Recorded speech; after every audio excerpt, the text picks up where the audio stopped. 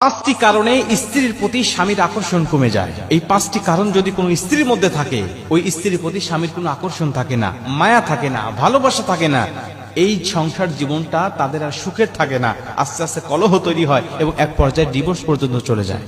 প্রিয় মা বোনেরা, এজন্য এই পাঁচটি কারণ দেখবেন আপনার মধ্যে আছে কিনা। যদি থাকে তাহলে আজকে থেকে ত্যাগ করার চেষ্টা করেন, আজকে থেকে তা পরিত্যাগ করার চেষ্টা করেন।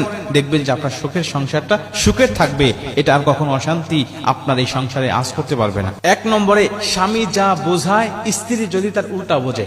স্বামীর থেকে স্ত্রীর বুঝ যদি বেশি হয়, স্বামীর কথার প্রতি কোনো আনুগত্য যদি না থাকে, স্বামী একটা কথা বলছে, আপনি পাল্টা যুক্তি দিয়ে বলছেন না তোমার কথা ভুল, তোমার কথা মানি না, আমার কথাই সত্য, এটাই যুক্তি, সঠিক যুক্তি, তোমার যুক্তি ভুল, এমন যদি হয়, এই স্ত্রীর প্রতি স্বামীর আকর্ষণ আস্তে আস্তে কমতে থাকে, তার প্রতি কোনো মায়া থাকে না, আস্তে আস্তে কমতে থাকে এবং কমতে কমতে এমন পর্যন্ত চলে যায় যে তার সাথে সংসার করার ইচ্ছা, আগ্রহটাই একসময় মরে যায়।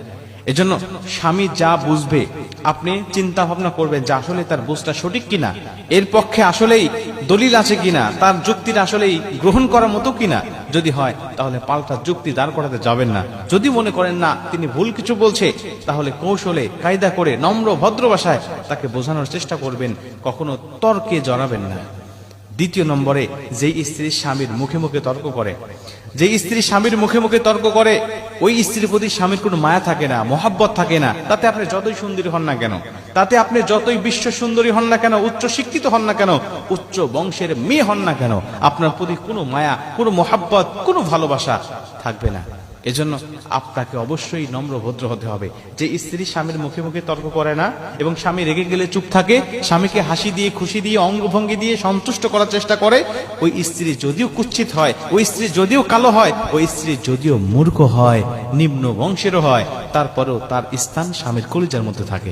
এজন্য কখনোই দুই নম্বরে স্বামীর মুখে মুখে তর্কে জড়াবেন না। তিন নম্বরে, স্বামীর মতামতের বাহিরে আপনি কোনো কাজ করবেন না। স্বামী যে মতামতটা দিবে, এই মতামতটা আপনি গ্রহণ করার চেষ্টা করবেন। কারণ নবীজি বলেন, আল্লাহর পরে যদি কাউকে সেজদা দেওয়া জায়েজ হতো, আল্লাহ স্ত্রীকে বলে দিতেন স্বামীকে সেজদা করার জন্য। আল্লাহ নবী এমনি এমনি বলেন নাই। অবশ্যই স্বামীর মতামতের দাম রয়েছে, স্বামীর গুরুত্ব রয়েছে, এজন্যই আল্লাহ নবী হাদিসটা বর্ণনা করেছেন। চার নম্বরে, স্বামীর পছন্দের মূল্যায়ন করতে হবে।